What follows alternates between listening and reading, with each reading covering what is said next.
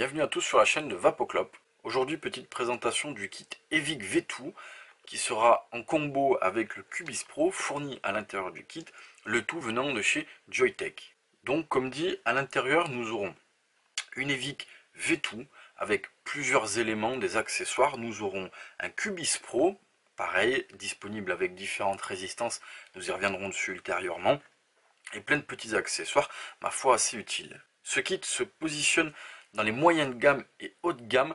Haut de gamme tout simplement parce que avec l'Evic V2, on verra tout de suite après le fonctionnement de cette box, mais les possibilités que nous donne cette box en termes de température, de réglage et autres sont juste exceptionnelles. Le kit, une fois ouvert, se composera, comme nous l'avons dit au préalable, de la box. Nous trouverons aussi à l'intérieur le Cubis Pro. Dans un sachet, nous aurons aussi une housse en silicone afin de protéger son Evic V2. Et à l'intérieur de cette housse, comme on peut le voir, nous avons différentes résistances fournies, un joint d'étanchéité et un drip tip. Nous reviendrons sur les résistances ultérieurement. Vous est aussi fourni dans le kit un manuel d'utilisation que vous pourrez trouver en français, une carte de garantie, une petite carte comprenant deux faces. La première qui est un message de précaution pour remplir l'atomiseur, parce que l'atomiseur est un atomiseur qui se remplit par le haut. Et de l'autre côté, on verra une petite carte avec toutes les résistances proposées pour le Cubis et la famille des Cubis, avec leurs points faibles et leurs points forts dans les différents types de vapes, que ce soit en prise directe, prise indirecte, avec différentes puissances. Également, un manuel d'utilisation pour le Cubis Pro. Le premier manuel que je vous ai montré concernait la box l'Evic V2. Vous est fourni aussi un pad de coton, car à l'intérieur de la box, il y a une résistance avec un notch coil que nous allons pouvoir refaire.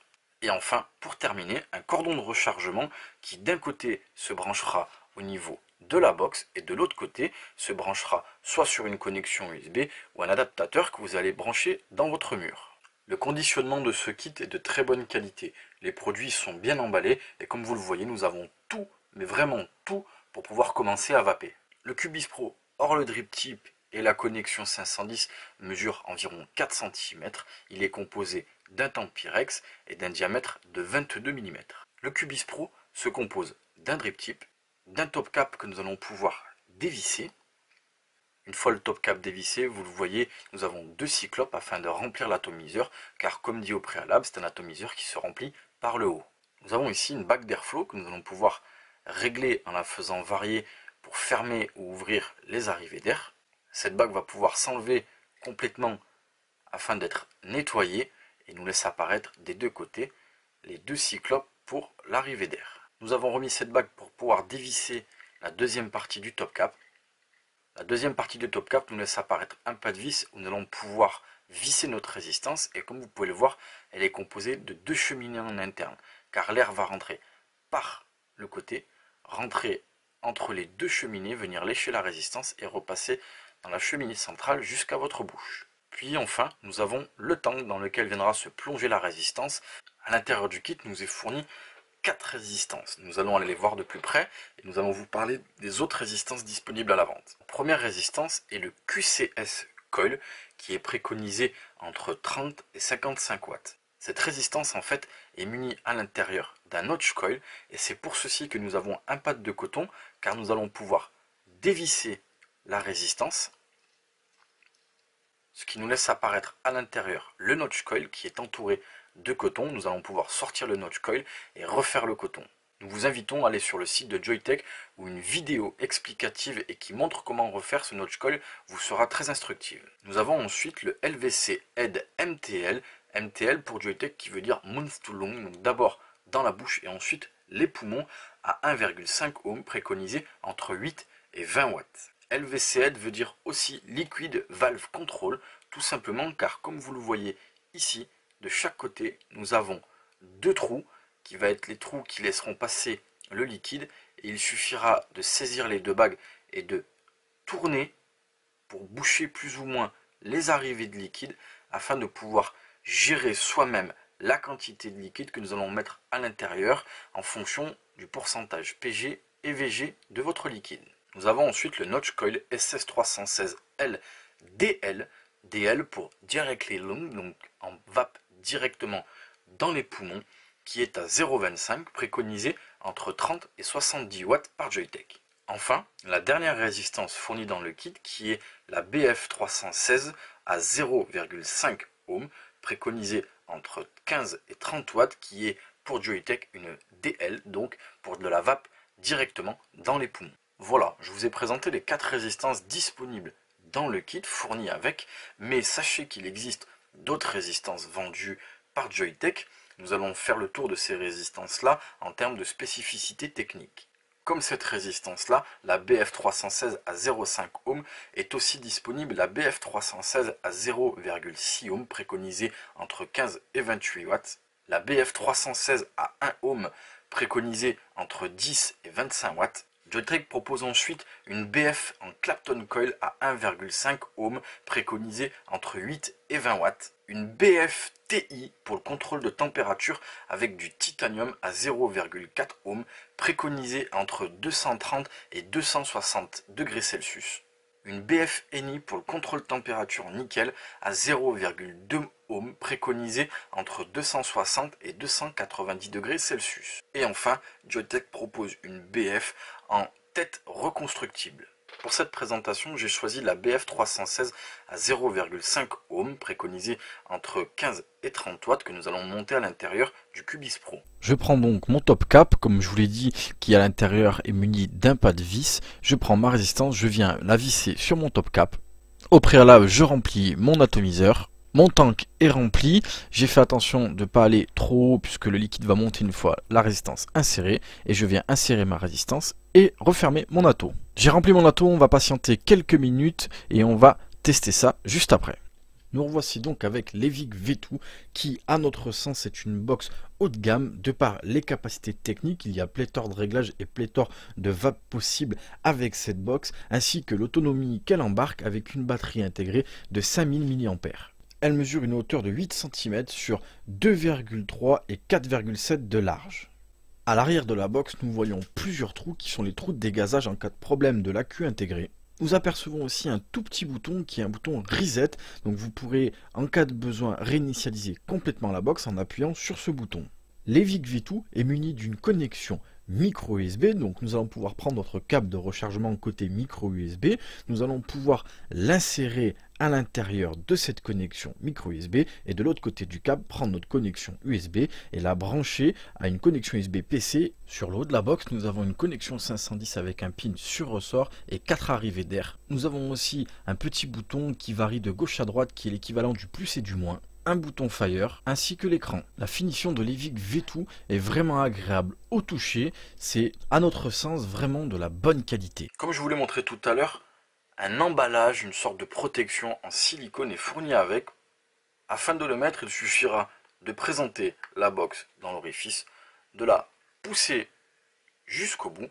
Il vient parfaitement épouser la box et cela lui rajoutera une protection. Nous allons maintenant regarder les réglages de la box. Afin d'allumer et éteindre la box, il suffira d'appuyer 5 fois sur le bouton Fire en haut, ce qui aura pour effet d'allumer votre box. Comme on peut le voir ici, je suis en mode wattage à 25 watts. La box affiche également les volts, donc en fonction de la résistance que vous allez utiliser, les volts seront aussi différents par rapport au wattage. Ceci est une règle électrique, plus on montera le wattage en fonction de la résistance, plus les volts augmenteront. Nous avons la ligne du dessous où la résistance en ohm du coil est affichée. Présentement je n'ai pas de coil, donc nous sommes à 0. Enfin, la dernière ligne qui est un indicateur de batterie. Enfin, pour rentrer dans les menus, là nous sommes en power, je vais appuyer 3 fois pour pouvoir faire clignoter le menu.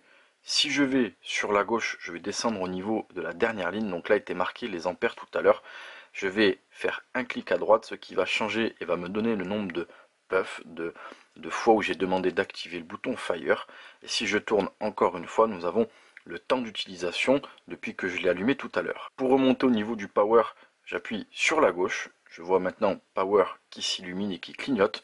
Je vais maintenant aller sur la droite pour changer de mode. Là, je viens de passer en mode bypass. Là, je viens de passer à l'horloge. Nous allons pouvoir régler les heures, bien entendu. Nous avons quand même la puissance demandée et les résistances juste dessous. Là, j'ai attendu que l'écran s'éteigne. Donc, j'ai une petite horloge et j'ai le power donc que je vais pouvoir venir régler. On le voit ici en bas, il bouge. Je viens de changer de menu. J'ai cliqué 3 fois, je me suis retrouvé sur l'horloge, j'ai fait un clic droit. Je suis donc présentement en contrôle température ENI. Nous sommes maintenant en TCR 120 M3. Nous reviendrons sur le M3, M2 tout à l'heure. Là, je suis sur la température. J'ai donc fait une fois à gauche pour entrer au niveau du NI. J'ai changé, nous voyons ici NI, TI. Si je change, nous avons SS316. Et nous revenons au NI. Tout ce dont vous devez vous rappeler avec cette box, pour ceux qui n'ont pas de grandes connaissances, c'est que nous devons appuyer 3 fois pour entrer dans les menus. Le menu ici clignote et en fait il suffira avec le gauche d'aller, vous voyez, pour rester sur le même écran, aller dans les différentes spécificités proposées. Donc là on le voit, je descends tout simplement dans le TI, le power, le coil, les ampères, et une fois que je suis dans le TI, je clique de l'autre côté pour changer en fait le contrôle de température. Je reviens sur mon température contrôle et là je change de côté. On le voit ici, je suis en TCR 120, je clique sur la gauche et je peux régler M4, M1, M2, M3. Je change en descendant sur la gauche pour revenir au menu initial. Je clique à droite, je repasse en power. À gauche, ça me permet de me balader sur le menu affiché et sur la droite, ça me permet de changer en fait de menu. Nous l'avons vu tout à l'heure, il y a en haut marqué M1 TCR mode. Le TCR mode est tout simplement fait, comme vous l'avez vu pour le contrôle température. Nous avons 3 fils qui sont mémorisés à l'intérieur de la box, le NI, le TI et le SS316. Mais il existe bien entendu sur le marché d'autres fils résistifs qui, dans un premier temps, paraissent incompatibles avec cette box. Néanmoins, comme je viens de vous le dire, nous avons le mode TCR. Pour pouvoir aller dans le mode TCR, il va falloir éteindre la box. Et ensuite, il vous faudra décaler le bouton du haut sur la droite et appuyer sur le bouton Fire et rester appuyé. Cela va afficher le mode TCR et tout simplement, vous le voyez ici, en allant sur la gauche, je me balade entre le M1, M2 et M3. Je vais aller donc sur le M1, je vais cliquer sur le bouton Fire, ce qui va me basculer à côté où c'est écrit 120 et en fait je vais pouvoir régler le coefficient de chauffe. Donc tout simplement, il vous suffira d'aller sur internet ou des pages spécialisées afin de trouver le coefficient de chauffe de votre fil résistif, hors NI, TI et SS, l'inscrire ici, et quand vous utiliserez une résistance avec votre fil résistif, il vous suffira d'aller choisir le mode M1 où il sera déjà paramétré par vos soins, ce qui va faire que la box pourra gérer le contrôle de température avec le fil de votre choix. Toujours box allumée, nous allons aller à droite et appuyer sur le bouton Fire en même temps, ce qui va nous faire entrer dans un autre menu. On le voit ici, le screen, donc le temps en fait où vous allez demander à votre box de laisser l'écran allumé, donc notamment pour l'heure, et le logo on off, vous pourrez enlever ou laisser votre logo. Voilà pour l'explication des différentes capacités techniques de cette box. Donc par rapport à la vidéo, cela peut paraître un peu compliqué, mais vous verrez une fois que vous l'aurez en main, c'est très simple, c'est très agréable d'utilisation en fonction des envies de chacun. Petite précision, notamment par rapport à la connexion, je vous l'ai dit tout à l'heure, cela sert à recharger la box, mais si vous branchez votre box à un ordinateur, cela va permettre, quand il y en aura, de faire les mises à jour du firmware. Nous allons maintenant tester l'ensemble du produit. Donc rappelez-vous, j'ai rempli mon Cubis, ça fait un bon petit moment qu'il est en train de bien s'imbiber. Rappelez-vous, nous sommes sur une BF316, donc qui est préconisée entre 15 et 30 watts. Donc je vais monter mon atto dessus. Donc je suis passé en mode power pour cette résistance. Donc il y a possibilité de faire du contrôle température en SS, mais je vais l'utiliser juste en wattage. Je suis à 24 watts. Mon coil est à 0,52 ohms, donc c'est bien ça, on m'annonçait 0,5. J'ai ouvert mes airflow à fond et nous allons tester ça.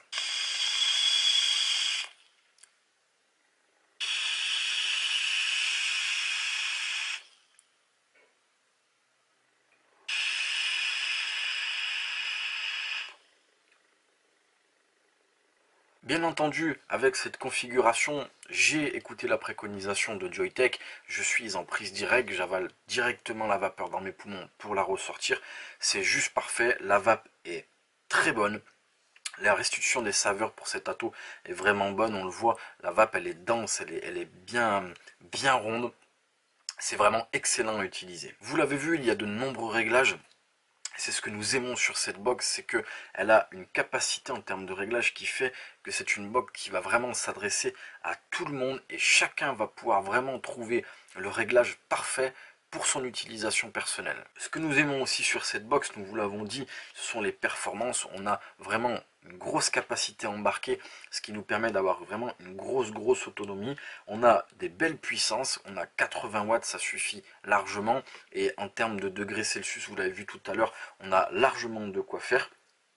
Elle n'est pas très grosse, elle rentre dans la main, elle est certes un petit peu lourde, mais sincèrement, c'est pas quelque chose qui va être rédhibitoire. La restitution des saveurs, comme je l'ai dit tout à l'heure par rapport au Cubis Pro, elle est parfaite. Nous avons 4 résistances fournies à l'intérieur, ce qui va nous permettre très sincèrement de vaper un bon moment avec. Voilà, ce sera tout donc pour la vidéo de présentation du kit complet Evic V2 accompagné du Cubis Pro. Nous vous remercions d'avoir regardé cette vidéo sur la chaîne de Vapoclop.